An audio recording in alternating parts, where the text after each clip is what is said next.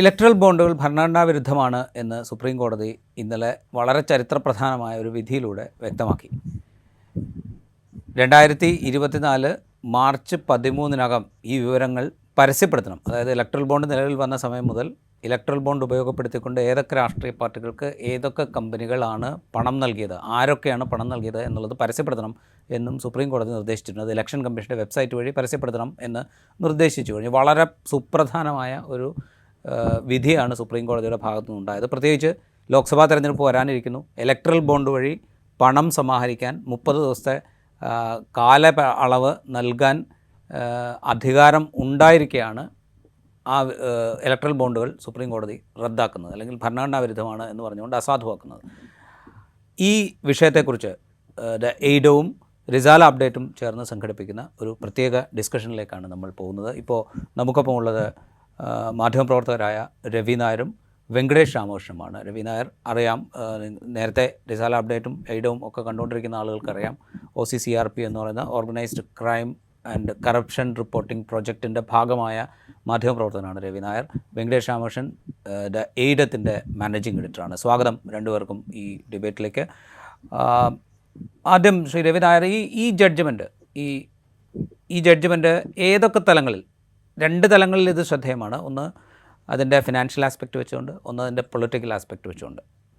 ഇതേത് തരത്തിലാണ് ഈ ജഡ്ജ്മെൻറ്റിനെ വളരെ സുപ്രധാനമാണ്, ചരിത്രപ്രധാനമാണ് എന്ന് നമ്മൾ വിശേഷിപ്പിക്കുന്നത്? ഫസ്റ്റ് ഓഫ് ഓൾ, നമ്മൾ നോക്കുമ്പോൾ മോദി ഗവൺമെൻറ് അധികാരത്തിൽ വന്ന ശേഷം എക്സിക്യൂട്ടീവിനെതിരായിട്ട് എക്സിക്യൂട്ടീവ് എന്ത് തെറ്റ് ചെയ്താലും, എന്ത് പോക്കൃത്തരം ചെയ്താലും, എന്തെങ്കിലും കേസ് ഉണ്ടായിട്ടുണ്ടെങ്കിൽ സുപ്രീം കോടതിയുടെ ഭാഗത്ത് നിന്ന്, എസ്പെഷ്യലി കഴിഞ്ഞ 5-6 കൊല്ലമായിട്ട് എക്സിക്യൂട്ടീവിനെതിരായിട്ടുള്ള ഓർഡേഴ്സ് ശരിക്കും വന്നിട്ടില്ല. അതിപ്പോൾ ആർട്ടിക്കിൾ 370 അബ്രോഗേഷൻ ആയാലും, ബാബറി മസ്ജിദ് ഡിമോളിഷൻ ആയാലും, അതിലൊക്കെ കോടതി തന്നെ എന്തെങ്കിലും ഇത് തെറ്റ് കണ്ടുപിടിച്ചിട്ടുണ്ട്. എന്നിട്ടും കോടതി എക്സിക്യൂട്ടീവിനെ സപ്പോർട്ട് ചെയ്തിട്ടുള്ളൂ. ഫോർ എക്സാമ്പിൾ, ബാബറി മസ്ജിദ് ഡെമോളിഷനിൽ പറഞ്ഞു, demolition of the mosque is A criminal act. പക്ഷെ എന്നിട്ടും അവിടെ അമ്പലം പണിയാനുള്ള സമ്മതം കൊടുത്തു. അമ്പലം പണിയണം, ട്രസ്റ്റ് ഫോം ചെയ്യണം സുപ്രീം കോടതി പറഞ്ഞു. ആർട്ടിക്കിൾ 370 അബ്രോഗേഷനിൽ അത് അബ്രോഗേഷൻ യൂസ് ചെയ്യാൻ പാർലമെന്റ് യൂസ് ചെയ്ത മെത്തേഡ് ഈസ് അൾട്രാ വൈറസ് എന്ന് പറഞ്ഞു. അതായത് അത് നിയമവിരുദ്ധമാണ്. എന്നിട്ടും ആ അബ്രോഗേഷനെ ഇത് സപ്പോർട്ട് ചെയ്തു. ഇതേപോലെ ഇപ്പോൾ മഹാരാഷ്ട്ര സർക്കാർ താഴെ വീണ സമയത്തുള്ള കേസുകൾ നമ്മൾ നോക്കുകയാണെങ്കിലും, Maha Vikas അഘാഡിയുടെ, in all these cases, even if the court found out that there are grave irregularities done by the executive, it didn't dare or it didn't go against the executive. അങ്ങനെ ഒരു ഇത് വെച്ച് നോക്കുമ്പോൾ this is very important. Even otherwise this is a very important judgment, because the opacity in the anonymous electoral bonds and the way it brought into operation. Like ഒന്നാമത്തെ കാര്യം, ഇത് പാർലമെന്റിൽ introduce ചെയ്യുമ്പോൾ this was introduced as a money bill. അതങ്ങനെ മണി ബില്ലായിട്ട് introduce ചെയ്യാനുള്ള കാരണം എന്ന് വെച്ച് കഴിഞ്ഞാൽ, ഇത് രാജ്യസഭയിൽ പോയി കഴിഞ്ഞാൽ അന്ന് BJPക്ക് 2017 രാജ്യസഭയിൽ BJPക്ക് മെജോറിറ്റി ഉണ്ടായിരുന്നില്ല. അപ്പൊ രാജ്യസഭ ഇത് പാസ്സാക്കാതിരുന്നു കഴിഞ്ഞാൽ ഈ ബില്ല് നിയമമാവില്ലായിരുന്നു.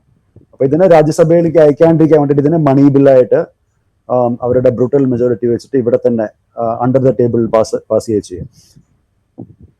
ഇതിന്റെ ഡിസ്കഷൻ നടന്നുകൊണ്ടിരിക്കുന്ന സമയത്ത് it had only one preliminary ജഡ്ജ്മെന്റിൽ പറയേണ്ട, it had only one set of preliminary discussion. ഒരു ഫൈനൽ ഡിസ്കഷൻ ഇതിനെപ്പറ്റി ഉണ്ടായിരുന്നില്ല. RBI ഇതിനെ ഒപ്പോസ് ചെയ്തു, സ്ട്രോങ് ആയിട്ട് ഒപ്പോസ് ചെയ്തു. And they point out various reasons for this. സാധാരണ ഇങ്ങനെ ഈ ബോണ്ട്സ് ഒക്കെ ഇഷ്യൂ ചെയ്യാനുള്ള rights it's only with RBI. അപ്പൊ ഇതിനെ മിസ്യൂസ് ചെയ്യും. പിന്നെ കമ്പനീസ്, ഷെൽ കമ്പനീസ് വഴി മണി ലോണ്ടറിങ് നടത്താൻ പറ്റും. But the government overlooked everything. അപ്പൊ അതിനെ എല്ലാം ഒരൊറ്റ വിധി കൊണ്ട് സുപ്രീം കോടതി തടയുകയാണ് ചെയ്തത്. And especially this time when the election is about to come. Normally കുറച്ചു നാൾ മുമ്പ് ഈ ഗവൺമെന്റ് ഈ നിയമത്തിനെ, ഈ ലോയിനെ, ഈ ബില്ലിനെ വീണ്ടും അമെൻഡ് ചെയ്തിട്ട് ഇതിനു മുമ്പ് 70 days വരെ ടൈം ഉണ്ടായിരുന്നതിന് 1 വർഷത്തിൽ 70 days ആണ് വിവിധ സമയങ്ങളിലായിട്ട് ഈ എന്താ പറയുക ബോണ്ട് ഇഷ്യൂ ചെയ്യാനുള്ള അതുണ്ടായിരുന്നത്. അതിന് 85 days ആക്കി. The government was going full force. And why they were doing this? So whichever party is in power, this is natural. It is natural that അവർക്കാണ് കൂടുതൽ ഇത് കിട്ടുക, എസ്പെഷ്യലി ബിസിനസ് ഫ്രണ്ട്ലി ആയിട്ടുള്ള corporate tax കുറച്ച് business friendly ആയിട്ടുള്ള അങ്ങനത്തെ ഒരു image കൊടുക്കുന്ന BJP ഗവൺമെന്റിന് of course they will get more money. So it is natural that through ഇതുവരെ ഇഷ്യൂ ചെയ്ത ബോണ്ടിൽ almost 55%, that is 54.78%, മൊത്തം കിട്ടിയത് BJPക്കാണ്, റൈറ്റ്. ബാക്കി എല്ലാ പാർട്ടികൾക്കും കൂടെയാണ് ബാക്കിയുള്ള 46% കിട്ടിയത്. അപ്പൊ BJPക്ക് ഇത് I mean, they knew, BJP leaders knew. I mean, Vengi will watch for it. Many people, politicians, when in personal discussions, they say that they knew this is very opaque. This is kind of illegal. This is kind of, business groups and business people and ഗവൺമെന്റിനെ സ്വാധീനിക്കാനുള്ള ശ്രമങ്ങൾക്ക് ആക്കം കൂട്ടും എന്നൊക്കെ അവർ തന്നെ നമ്മളോട് പറഞ്ഞിട്ടുണ്ട്, പേഴ്സണലായിട്ട് പറഞ്ഞിട്ടുണ്ട്. സോ അതിനെല്ലാം തടയിടുകയാണ് ഗവൺമെന്റ് ചെയ്തത്. What interestingly, what the Modi government argued in the court, അതായത് പൊളിറ്റിക്കൽ പാർട്ടികൾക്ക് ആര് ഡൊണേറ്റ് ചെയ്യണു എന്നുള്ളത് വോട്ടേഴ്സിന് അറിയാനുള്ള അവകാശമില്ല. So that is very bad. I mean, as a voter, it is my right to know who are funding to the political parties. It's our right. We are the taxpayers, right? Why we elect people? Right? We elect people. We don't select people. It's an electoral democracy. അപ്പോൾ അങ്ങനെ അതിലൊക്കെ നോക്കുമ്പോൾ supreme കോടതിയുടെ ഈ വിധി വളരെ നിർണായകമാണ്. It's a milestone judgment. This will be remembered for a long time. Right. Shri Venkatesh Ramakrishnan, ഇത് നമ്മളിത് പറയുമ്പോൾ ഇതിൻ്റെ ഒരു പൊളിറ്റിക്കൽ ഇമ്പാക്റ്റ് എന്തായിരിക്കും എന്നുള്ളതൊരു പ്രധാനപ്പെട്ട ക്വസ്റ്റ്യനാണ്. ഈ കഴിഞ്ഞ 2017 ബജറ്റിൽ പ്രഖ്യാപിക്കുകയും 2018 പ്രാബല്യത്തിൽ വരികയും ചെയ്തതിന് ശേഷം ഇക്കാലത്തിനിടെ ഏതാണ്ട് ഇപ്പോൾ രവി സംസാരിച്ചപ്പോൾ പറഞ്ഞതുപോലെ തന്നെ 54%-ലധികം ഫണ്ട് BJPക്ക് കിട്ടിയൊരു പ്രോജക്റ്റാണ്. അപ്പോൾ ഇതില്ലാതാക്കുമ്പോൾ ഇത് ബാക്കിയുള്ള പാർട്ടികൾക്കും കിട്ടിയിട്ടുണ്ട്. ഇലക്ട്രൽ ഫണ്ട് ഇപ്പോൾ കോൺഗ്രസിന് കിട്ടിയിട്ടുണ്ട്, TDPക്ക് കിട്ടിയിട്ടുണ്ട്, TRSന് കിട്ടിയിട്ടുണ്ട്, മറ്റു പാർട്ടികൾക്കൊക്കെ കിട്ടിയിട്ടുണ്ട്. അത് വളരെ ചുരുങ്ങിയ ശതമാനം മാത്രം. അപ്പോൾ ഇതിൻ്റെ ഒരു പൊളിറ്റിക്കൽ ഇമ്പാക്റ്റ്, ഈ ജഡ്ജ്മെൻറ്റിൻ്റെ ഒരു പൊളിറ്റിക്കൽ ഇമ്പാക്റ്റ്, അത് ട്രാൻസ്ലേറ്റ് ചെയ്യാനുള്ള ഒരു സമയം അവൈലബിൾ ആണോ എന്നുള്ളൊരു ക്വസ്റ്റ്യൻ ഇല്ലേ?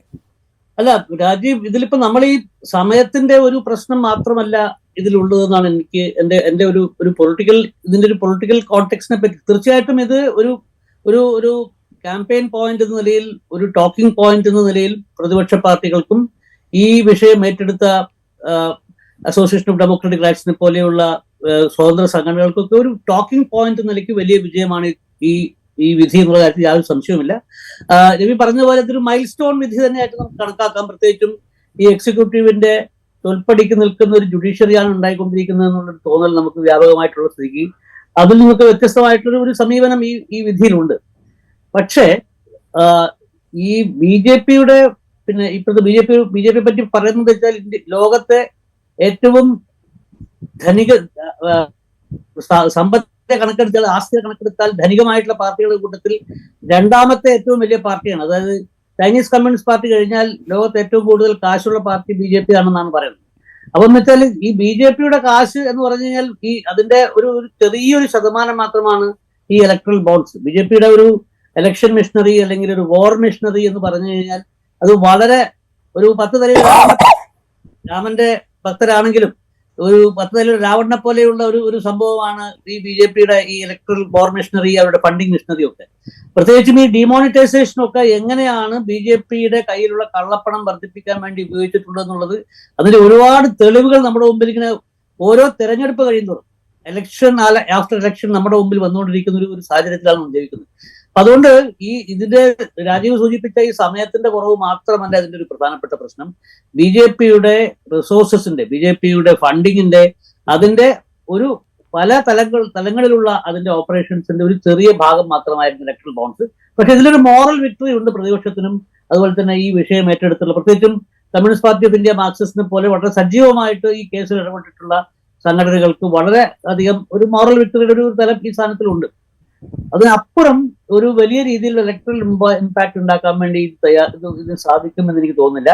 പക്ഷെ നമ്മൾ കാത്തിരുന്ന് കാണേണ്ട ഒരു കാര്യം, ഈ സുപ്രീം കോടതി വെച്ചിട്ടുള്ള ലൈനുകൾ അതായത് സ്റ്റേറ്റ് ബാങ്ക് ഓഫ് ഇന്ത്യക്ക് കൊടുത്തിട്ടുള്ള ഡെഡ് ഈ ആൾക്കാരുടെ പേരുകൾ ഇലക്ഷൻ കമ്മീഷന് കൊടുക്കാൻ വേണ്ടിയിട്ട് ഇലക്ഷൻ കമ്മീഷന് കൊടുത്തിട്ടുണ്ട്. ഇവർക്ക് ആരൊക്കെയാണ് പൈസ കൊടുത്തിരിക്കുന്നത്, എത്രയൊക്കെയാണ് കൊടുത്തിരിക്കുന്നത് എന്ന് കഴിഞ്ഞാൽ അത് വേറൊരു തരത്തിലുള്ള ഒരു ക്യാമ്പയിൻ പോയിന്റിലേക്ക് മാറാൻ സാധ്യതയുണ്ട്. നമ്മൾ കാത്തിരിക്കേണ്ടത് അതിനാണെന്നാണ് എനിക്ക് തോന്നുന്നത്. I'll add here, what I am waiting for. ഈ ബില്ല് പാസ്സാക്കിയപ്പോൾ ഇതിൽ ഒരു ക്ലോസ് ഉണ്ടായിരുന്നു. ഫോറിൻ കമ്പനീസിന്റെ ഇന്ത്യൻ സബ്സിഡിയറീസിന് പൊളിറ്റിക്കൽ പാർട്ടീസിന് ഡൊണേറ്റ് ചെയ്യാം, which was not allowed earlier. Dassault Aviation BJPക്ക് എത്ര കൊടുത്തിട്ടുണ്ട് റഫാൽ ഡീലിന് ശേഷം, അതിന് തൊട്ട് മുമ്പ്, അതിന് ശേഷം എത്ര കോടികൾ കൊടുത്തിട്ടുണ്ട്, ഏത് കമ്പനികൾക്ക് വഴിയാണ് കൊടുത്തിരിക്കണമെന്ന് അറിയാൻ വേണ്ടി കാത്തിരിക്കുക ഞാൻ. പിന്നെ വിനോദ് അദാനിയുടെ ചങ്ങാതിമാരായിട്ടുള്ള ചൈനക്കാരുണ്ടല്ലോ. ഉണ്ടല്ലോ. ദസോ ഏവിയേഷൻ ഡയറക്റ്റ് ആയിട്ടാവില്ല. ദസോ ഏവിയേഷൻ ഒരുപക്ഷെ അനിൽ അംബാനിയുമായി ചേർന്ന് ഉണ്ടാക്കിയ കമ്പനി വഴിയായിരിക്കാം അത് റൂട്ട് ചെയ്തിട്ടുണ്ടാവുക. അങ്ങനെ ആയിരിക്കാം അത് വന്നിട്ടുണ്ടാവുക. അല്ല, ഏത് സബ്സിഡി ഇങ്ങനെ പ്രത്യക്ഷമുള്ള കമ്പനികൾ ആയിക്കൊള്ളുന്നില്ല. Dassault Aviation has a couple of subsidiaries in India. Okay. So അവര് കൊടുത്തിട്ടുണ്ടോ എന്നുള്ളത് അറിയണം. പിന്നെ അനിൽ അംബാനിയുടെ കമ്പനി വഴി അത് ഡ്രോൾ Dassault Reliance, I forgot the full name. It's DRAL, the short form. So Dassault Reliance Aerospace Limited. So അവര് വഴി കൊടുത്തിട്ടുണ്ടെങ്കിൽ നമുക്കറിയാം. റിലയൻസിന്റെ 5 പൈസയില്ല എന്നാണ് പറഞ്ഞിരിക്കുന്നത്, ബാങ്ക്രപ്റ്റ് ആയെന്നാണ് പറഞ്ഞിരിക്കുന്നത്. ആ കമ്പനി DRAലിന്റെ ഷെയർ പോലും ദസോ വാങ്ങിക്കാൻ നോക്കണു എന്നുള്ളതാണ് നമുക്കുള്ള അറിവ്. 100% ഓണർഷിപ്പ് എടുക്കാൻ നോക്കണു എന്നുള്ളതാണ് നമുക്ക് കിട്ടിയേക്കുന്ന വിവരം. അപ്പൊ ആ സമയത്ത് അനിൽ അംബാനിയുടെ കമ്പനി കൊടുക്കാനുള്ള സാധ്യതകൾ കുറവാണ്. നോക്കാം, നമ്മൾക്ക് കാത്തിരുന്ന് കാണാം. പക്ഷേ ഇത് പറയുമ്പോഴേ നമ്മൾ ഈ പറയുന്ന കമ്പനികളെ കുറിച്ചൊക്കെ നമ്മൾ പരാമർശിക്കുമ്പോൾ കള്ളപ്പണം ഇല്ലാതാക്കാൻ എന്നുള്ളതായിരുന്നു ഇതിൻ്റെ ഇലക്ട്രൽ ബോണ്ട് കൊണ്ടുവരുമ്പോൾ മുന്നോട്ട് വെച്ച പ്രധാനപ്പെട്ട വാദങ്ങളിലൊന്ന്. അരുൺ ജെയ്റ്റ്ലി പറയുന്നത് ഇത് എന്താ പറയുക, ബ്ലാക്ക് മണി പൊളിറ്റിക്കൽ ഫണ്ടിങ്ങിന് ഉപയോഗിക്കുന്ന പരിപാടി ഇതോടുകൂടി അവസാനിക്കും എന്നായിരുന്നു അദ്ദേഹത്തിൻ്റെ. അപ്പൊ ഞാനൊരു കാര്യം തിരിച്ചു ചോദിച്ചോട്ടെ, ഡിമോണിറ്റൈസേഷൻ ചെയ്തത് കള്ളപ്പണം മാറ്റാനല്ലേ? അതെ. അപ്പൊ ഡിമോണിറ്റൈസേഷൻ ചെയ്ത് കഴിഞ്ഞപ്പോൾ കള്ളപ്പണം കഴിഞ്ഞില്ലേ? അത് കഴിഞ്ഞിട്ടല്ലേ ഇലക്ട്രൽ ബോണ്ട് വന്ന്. അപ്പൊ ഗവൺമെന്റിന്റെ തന്നെ ഒരു പരട്ടവാദമല്ലേ ഇത്? അതായത് ഡിമോണിറ്റൈസേഷൻ ചെയ്തിട്ട് കള്ളപ്പണം പോകില്ല എന്ന് അവർ തന്നെ സമ്മതിക്കല്ലേ? പിന്നെ എന്തിനാ ഡിമോണിറ്റൈസ് ചെയ്ത കൺട്രിയെ? എത്രയോ SMEs ആൻഡ് MSMEs ആണ് ബന്ധമായത്. എത്ര ആൾക്കാരുടെ തൊഴിലാണ് പോയത്? എത്ര ആൾക്കാരാണ് ക്യൂവിൽ നിന്ന് ബുദ്ധിമുട്ടി മരിച്ചു പോയത്? എത്ര ആൾക്കാർക്കാണ് റേഷൻ വാങ്ങിക്കാൻ പോലും കാശില്ലാണ്ട് ബുദ്ധിമുട്ടിയ ആ സമയത്ത്? അപ്പോ കള്ളപ്പണം ഒഴിവാക്കാനാണെങ്കിൽ ഇതിന്റെ ഡിമോണിറ്റൈസേഷൻ ചെയ്യേണ്ട ആവശ്യം ഉണ്ടായിരുന്നില്ലല്ലോ. ഡിമോണിറ്റൈസേഷൻ ചെയ്ത് കഴിഞ്ഞപ്പോൾ പിന്നെ എല്ലാം വൈറ്റൽ എന്നല്ലേ അവർ പറഞ്ഞത്, ഗവൺമെന്റ് പറഞ്ഞത്. അതൊന്ന്. രണ്ടാമത്തെ, ഇപ്പൊ കള്ളപ്പണം ഒഴിവാക്കാനാണ് ഇത് ചെയ്തതെങ്കിൽ then why did the government make it anonymous? അതിനെ എന്തിനാ അനോണിമസ് ആക്കിയത്? ഈ അനോണിമസ് ആക്കി എന്ന് പറഞ്ഞിട്ടുണ്ടെങ്കിലും when we are investigating, so every issued bond has a serial number which SBI can read. Okay, other പെട്ടെന്ന് കാണില്ല, but it has SBI know who are the donors, right? And of course, do you think that they won't share with the BJP who are the donors? So those in power, they know who are the donors. It's anonymous for others and the public, other political parties and the public. So if suppose somebody is giving this much of X amount to, for say TMC got the third highest donation, and if you look at the difference between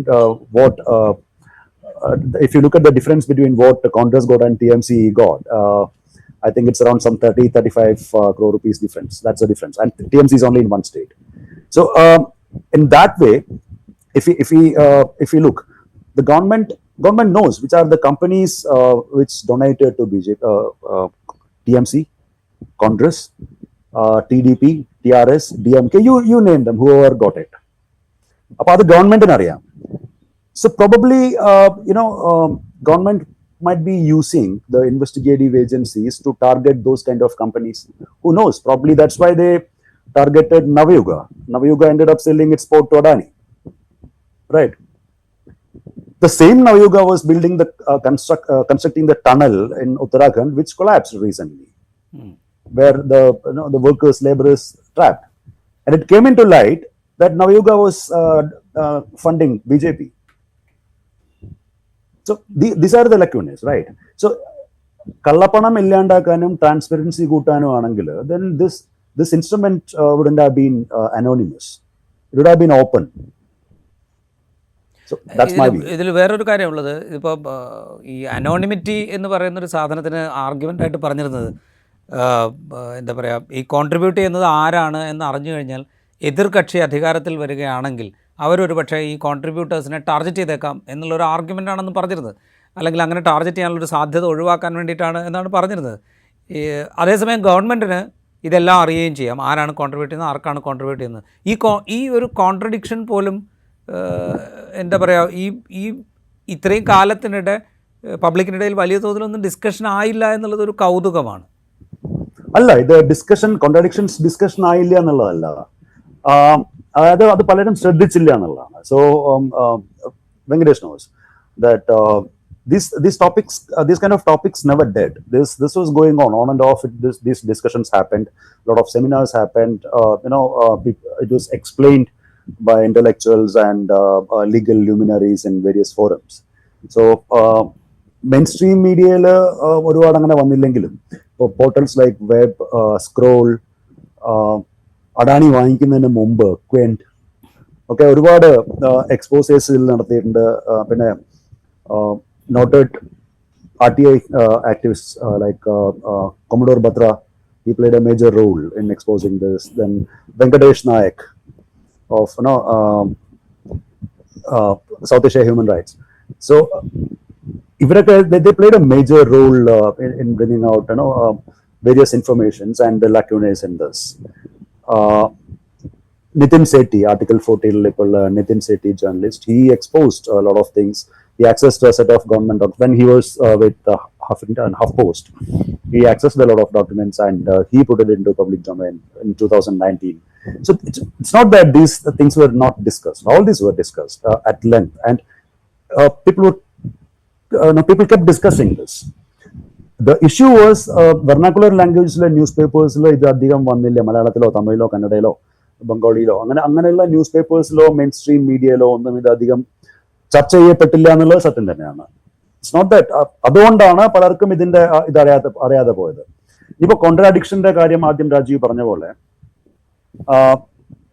ഒരു party അധികാരത്തിൽ വന്നു കഴിഞ്ഞാൽ മറ്റയാളെ ചോദ്യം ചെയ്യുന്നുള്ള ഒരു there are electoral trusts. Electoral trusts don't keep donating money to political parties, various political parties. It's not a new thing. It's a age old system now. Okay. ഈ electoral ട്രസ്റ്റിന് ആരാണ് donate ചെയ്യണത് എന്നുള്ളത്, it's there and the trust declares that, and the balance sheets of the financials of those companies who donated to this trust mention that in their in their financials, annual reports.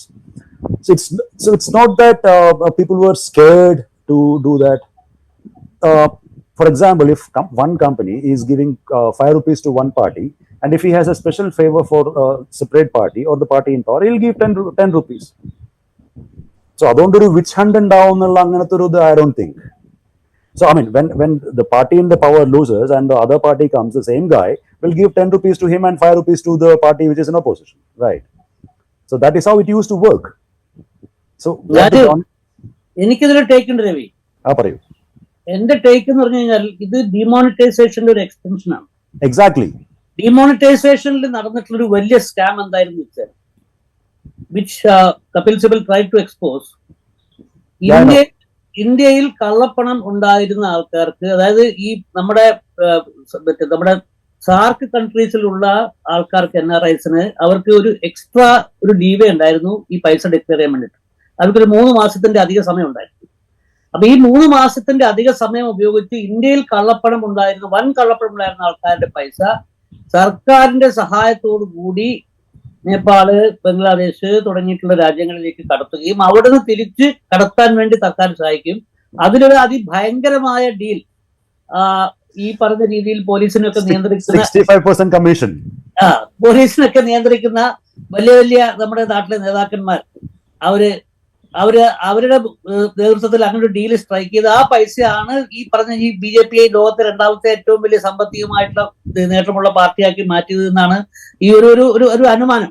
അപ്പൊ ഞാൻ കണക്കാക്കുന്ന സംബന്ധിച്ചാൽ ഈ demonetisation വഴി വെള്ളപ്പണമായി മാറിയിട്ടുള്ള കള്ളപ്പണം അതും പാർട്ടിയിലേക്ക് അതിന്റെ ഒരു ശതമാനം ചാനലൈസ് ചെയ്യാൻ വേണ്ടിയിട്ട് ഉണ്ടാക്കിയിട്ടുള്ള ഒരു പരിപാടിയാണ് ഇലക്ട്രൽ ബോണ്ട് എന്നുള്ളതാണ് ഞാൻ മനസ്സിലാക്കുന്നത്. Let me explain it in A better വേ. അതായത് ഇപ്പോൾ ഒരാളുടെ അടുത്ത് ഒരു 100 രൂപ കള്ളപ്പണം ഉണ്ടായിരുന്നു, പഴയ നോട്ടുകൾ ഉണ്ടായിരുന്നു 2000-ന്റെയും 1000-ന്റെയും. അവർക്കത് മാറ്റാൻ പറ്റിയില്ല, സമയത്തിന് മാറ്റാൻ പറ്റിയില്ല. And this was unaccounted money. So Venky mention ചെയ്ത ആൾക്കാര്, പോലീസുകാരെയൊക്കെ നിയന്ത്രിക്കുന്ന വലിയ വലിയ ആൾക്കാര്, അവര് തന്നെയാണ് ഇത് ഓർഗനൈസ് ചെയ്തിട്ടുണ്ടായിരുന്നത്. I know couple of people and I know A person who recorded this. But അയാൾക്ക് ധൈര്യമില്ല. ഞാൻ ഒരുപാട് പറഞ്ഞു ഷെയർ ചെയ്യാൻ വീഡിയോ. അയാൾക്കത് റെക്കോർഡ് ചെയ്യാൻ തരാൻ ധൈര്യം ഉണ്ടായിരുന്നില്ല. സോ അവര് ഈ ഗ്രൂപ്പ് ഈ കള്ളപ്പണമുള്ളവരോട് പറഞ്ഞു, നിങ്ങളുടെ പണം ഞങ്ങൾ ശരിയാക്കി തരാം, പക്ഷെ 100 രൂപയ്ക്ക് 35 രൂപ ഞങ്ങൾ തിരിച്ചു തരുള്ളൂ. നിങ്ങളുടെ ഓരോ രൂപയ്ക്ക് 35 രൂപ തിരിച്ചു തരും, 65 രൂപ ഞങ്ങളുടെ കമ്മീഷനാണ്, വേണമെങ്കിൽ ചെയ്തോ. ഇപ്പൊ 10 കോടി രൂപയുള്ള 10 കോടി രൂപ കയ്യിൽ വെച്ചുകൊണ്ടിരിക്കുന്ന ഇരുത്തൻ അയാൾ വിചാരിക്കും 3.5 കിട്ടൂലോ, അത് മതി, ബാക്കി പോയി. അപ്പൊ അതായിരുന്നു ഡീൽ. അങ്ങനെ 10,000 കോടി രൂപ വെളുപ്പിച്ചെടുത്തു എന്നുള്ളതാണ് ഡൽഹിയിലെ പരസ്യമായ രഹസ്യ സംസാരം. ഓക്കെ, അത് രാഷ്ട്രീയക്കാർക്കും അറിയാം, എല്ലാവർക്കും അറിയാം. രണ്ടാമത്തെ,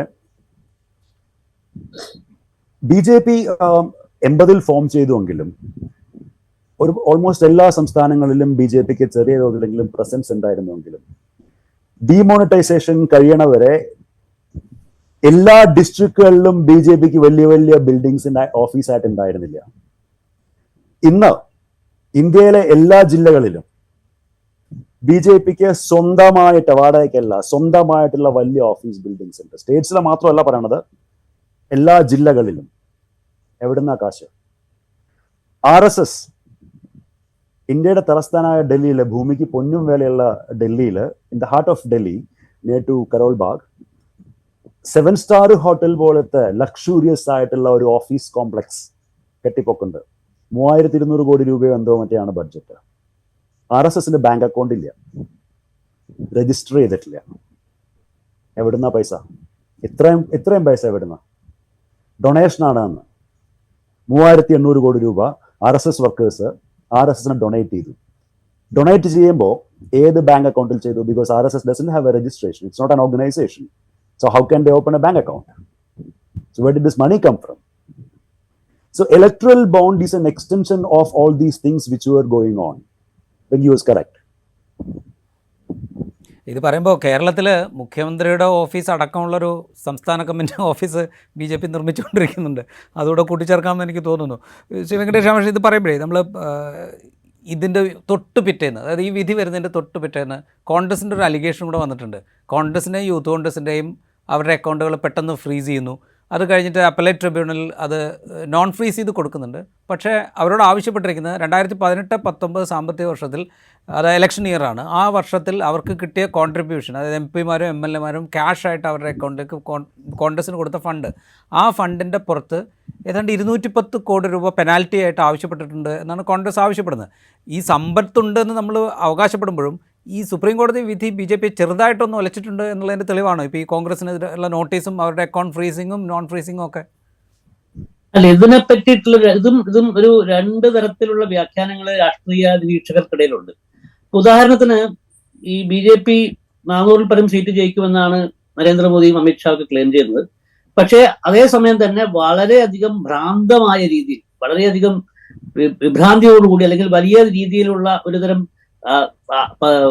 തിരക്കും ബഹളമൊക്കെ കാണിച്ചുകൊണ്ട് അവർ പ്രതിപക്ഷത്ത് നിന്ന് ആൾക്കാരെ ഇങ്ങോട്ട് അട്രാക്ട് ചെയ്യാൻ വേണ്ടിയുള്ള പണിയെടുത്തു. നിതീഷ് കുമാറിനെ ബീഹാറിൽ നിന്ന് പൊളിക്കുന്നു, അശോക് ചവാനെ മഹാരാഷ്ട്രയിൽ നിന്ന് പൊളിക്കുന്നു, മധ്യപ്രദേശിൽ കമൽനാഥിനെ ടാർഗറ്റ് ചെയ്യുന്നുണ്ടെന്ന് കേൾക്കുന്നു. അതിനു മുമ്പ് കർണാടകത്തിൽ നമ്മൾ JDS എങ്ങനെയാണ് പോയെന്ന് കണ്ടു. അപ്പൊ ഇങ്ങനെ ഈ വലിയ രീതിയിൽ ഞങ്ങളൊരു ഭയങ്കരമായ ഒരു വലിയ കുതിച്ചുചാട്ടം നടത്തിക്കൊണ്ടിരിക്കുകയാണെന്ന് ഒരു വശത്ത് പ്രചരിപ്പിക്കുമ്പോൾ തന്നെ ഒരു ഇതും കൂടെ ഉണ്ട് ആ ലിസ്റ്റിലേക്ക്. 2-3 ദിവസം മുമ്പ് ഫാറൂഖ് അബ്ദുള്ളക്ക് ഈഡിയുടെ നോട്ടീസ് പോയി. ആ. അപ്പൊ ഇന്ന് ഫാറൂഖ് അബ്ദുള്ള പറഞ്ഞിരിക്കണു ദാറ്റ് ഇന്ത്യ ബ്ലോക്കില് അംഗമാവില്ല കാശ്മീരില്, ഒറ്റയ്ക്ക് അയാളുടെ പാർട്ടി ഒറ്റയ്ക്ക് മത്സരിക്കുന്നു.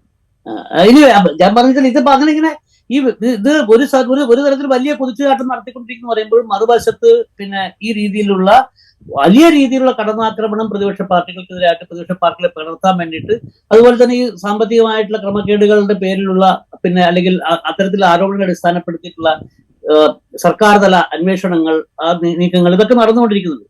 അപ്പൊ ഇത് ഈ ഒലച്ചിട്ടുണ്ടോ ഇല്ലയോ എന്നുള്ള ചോദ്യം നമ്മൾ പലപ്പോഴും BJP-യുടെ നേതാക്കന്മാരോട് തന്നെ ചോദിക്കും. അപ്പൊ ഞാനിതിനെപ്പറ്റി ഒരു വിധി പറയുന്നില്ല. പക്ഷേ എന്നോട് സംസാരിച്ച ഒരു കേന്ദ്ര നേതാവ്, ഉത്തർപ്രദേശിലുള്ള കേന്ദ്ര നേതാവ് പറഞ്ഞതെന്ന് വെച്ചാൽ 84-ൽ BJP-ക്ക് എന്ത് തരത്തിലുള്ള അവസ്ഥയാണോ ഉണ്ടായിരുന്നത്, സമാനമായ അവസ്ഥ. 84 2 സീറ്റായിരുന്നു BJP 400-ൽ പരം സീറ്റ് കോൺഗ്രസ് കിട്ടിയ സമയത്ത് 2 സീറ്റാണ് കിട്ടിയത്. അപ്പൊ അതിന് സമാനമായ ഒരു അവസ്ഥയിലേക്ക് പ്രതിപക്ഷത്തെ എത്തിക്കാൻ വേണ്ടിയുള്ള നരേന്ദ്രമോദിയുടെയും അമിത്ഷായുടെയും ദൃഢനിശ്ചയത്തിന്റെ ഒരു തുടർച്ചയാണ് ഇതെന്ന് പറഞ്ഞത്. ഇതിപ്പം എന്താണെന്നുള്ളത് നമ്മൾ ഇലക്ഷൻ കഴിഞ്ഞാൽ പറയാൻ പറ്റും. പക്ഷേ ഈ പറഞ്ഞ വ്യാഖ്യാനം ഇത് ഒരു തരത്തിൽ ഒരു ഉലച്ചിലുണ്ടെന്നും ഒരു തരത്തിൽ ആന്തരികമായ കണക്കൂട്ടലുകളിൽ ഈ പറയുന്ന വലിയ കുതിച്ചുചാട്ടം 400+ എത്തുന്നില്ല എന്നും പറയുന്നൊരു ഭാഗമുണ്ട്. ഞാൻ തൽക്കാലത്തേക്ക് ഇതിനെക്കുറിച്ച് ഒരു അന്തിമ വിധി ഞാൻ പറയുന്നില്ല. തെരഞ്ഞെടുപ്പിന്റെ ഒരു പ്രഖ്യാപനം വരട്ടെ, നമ്മൾ ഗ്രൗണ്ടിൽ യാത്ര ചെയ്യുമ്പോൾ നമുക്ക് മനസ്സിലാവുമെന്നാണ്. അതിൻ്റെ കൂടെ ഇപ്പോൾ ഈ നേരത്തെ നമ്മൾ ഈ പറഞ്ഞ ഇലക്ട്രൽ ബോണ്ട് കേസിൻ്റെ കാര്യം പറഞ്ഞപ്പോൾ ഈ മാർച്ച് 13-ന് ഇതൊക്കെ പരസ്യപ്പെടുത്തണം എന്ന് ഇലക്ഷൻ കമ്മീഷനോട് സുപ്രീം കോടതി നിർദ്ദേശിച്ചിട്ടുണ്ട്. SBIയോട് മാർച്ച് 13-ആണ്. മാർച്ച്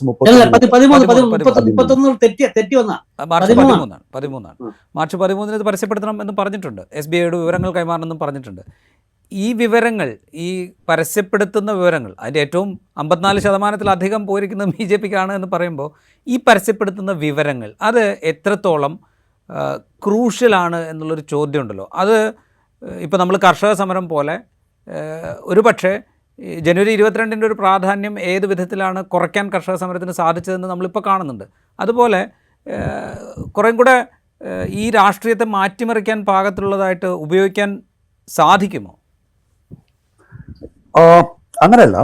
ഇതിനു മുമ്പും ഇന്ത്യയില് if we look back, okay, സ്വാതന്ത്ര്യ സമരത്തിന്റെ സമയത്തും സ്വാതന്ത്ര്യം കിട്ടിയ സമയത്തും പൊളിറ്റീഷ്യൻസും ബിസിനസ് ഗ്രൂപ്പ്സുമായിട്ടുള്ള റിലേഷൻഷിപ്പ് അത് വളരെ മുമ്പ് മുതലേ ഉണ്ടായിരുന്നു. Right? If you look at the Birla group,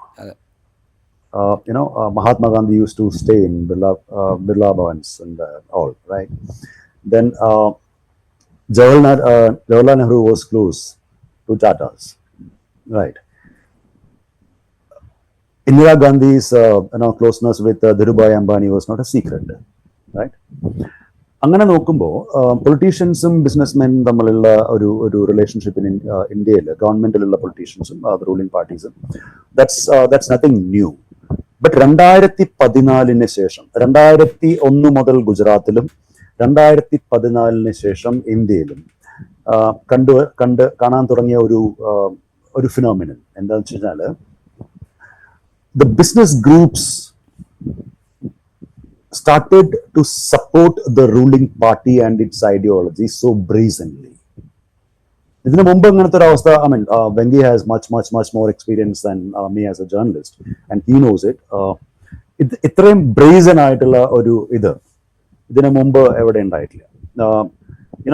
If you look at Adani Group, and the government reciprocate like that. The government, if you look at Adani Group, if Adani Group decides something and he wants something and government gives it. For example, the latest example is Dharavi project, and after that, yesterday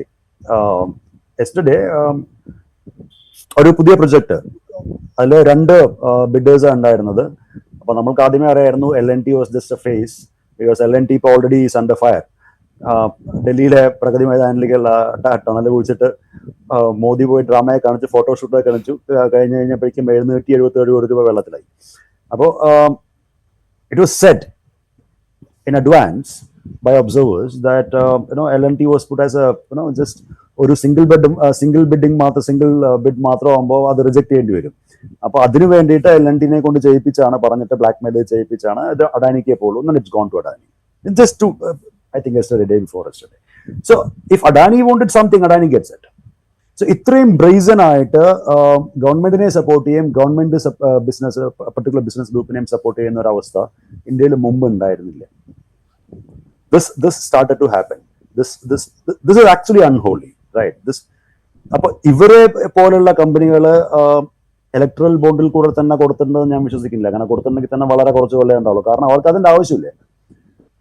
If a business person can pick up his phone and call the Prime Minister directly and say that this is what I need, so what they would be discussing, how much transaction they would be doing, with each other, we don't know, right? So പക്ഷേ അങ്ങനത്തെ ഒരു list പുറത്തു വരുമ്പോൾ അതിലുള്ള കമ്പനികളിൽ നമ്മൾ നോക്കേണ്ടത് ഏത് ഇയറാണ് വന്നത്. അത് വരുന്നതിന് മുമ്പ് ഈ കമ്പനികളുടെ മേലെ CBI-യോ ED-യോ IT-യോ വെച്ചിട്ട് എന്തെങ്കിലും തരത്തിലുള്ള റെയ്ഡുകൾ നടത്തിയിട്ടുണ്ടോ, കേസുകൾ ഇതാക്കിയിട്ടുണ്ടോ, അതിനുശേഷം ആണോ ഇവർ ഏത് വർഷമാണ് കൊടുത്തത്, ആ കൊടുത്തതിന് ശേഷം ആ കേസുകളുടെ അവസ്ഥ എന്തായി എന്നുള്ളത് നമുക്ക് പരിശോധിക്കേണ്ടി വരും.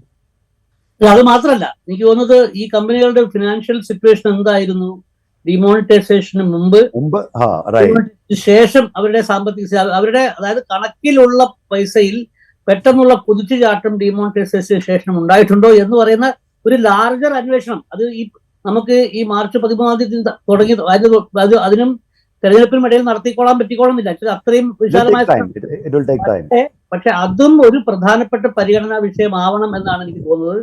അത് ഇപ്പൊ രവിയെ പോലുള്ള ആൾക്കാർ ഇത്തരം കാര്യങ്ങളൊക്കെ അന്വേഷിക്കാൻ വളരെ മിടുക്കന്മാരായിട്ടുള്ള ആൾക്കാരാണ്. അവർക്ക് ഒരു വലിയ പണിയുണ്ട് തെരഞ്ഞെടുപ്പ് കഴിഞ്ഞിട്ട്.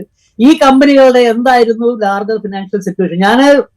ഞാൻ വളരെ ഉറച്ചു വിശ്വസിക്കുന്നതാണ് ഈ ഡിമോണിറ്റൈസേഷനിൽ നടന്നിട്ടുള്ള സ്കാമിന്റെ തുടർച്ചയാണ് ഇലക്ട്രൽ ബോണ്ട് എന്നുള്ള സ്കാം. ഞാൻ ഉറപ്പായിട്ട് വിശ്വസിക്കുന്ന ഒരാളാണ്. അപ്പോൾ അതാണ് ഇതിന്റെ ഒരു സംഭവം.